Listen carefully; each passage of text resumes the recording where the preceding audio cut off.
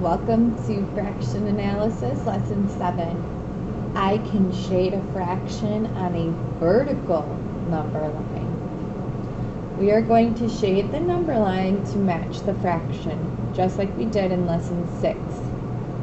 Steps. Number 1. Look at the bottom number of the fraction. Does it match the number of parts in each whole unit? So for this one, 0 is down at the bottom. Okay, so now we're going to count the number of parts. Ready? 0, 1, 2, 3, 4. It does match. So now I'm going to go on to step 2. Look at the top number of the fraction.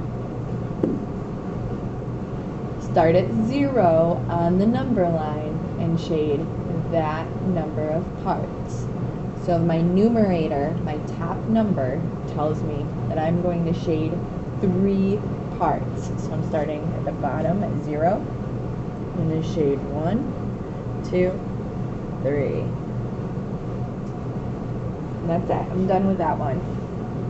All right, for our second fraction, we have 11 tenths. So step 1 tells me I'm going to look at the bottom number of the fraction.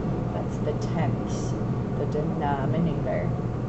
Does it match the number of parts in each whole unit? So my whole unit starts at 0 down at the bottom, and then it ends at the 1, which signals I've reached my first whole unit. Okay, so now we're going to count. 0, 1, 2, 3, 4, 5, 6, 7, 8, 9, 10. So we do have 10 parts. It does match.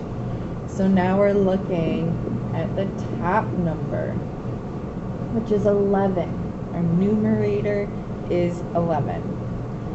So that means I know in my first whole unit, I already have 10 pieces. So as you can see, it's already shaded. I'm just going to shade over it. And then I know that to get to 11, I just need one more. So I'm going to shade all the way up. So I have 11 pieces shaded.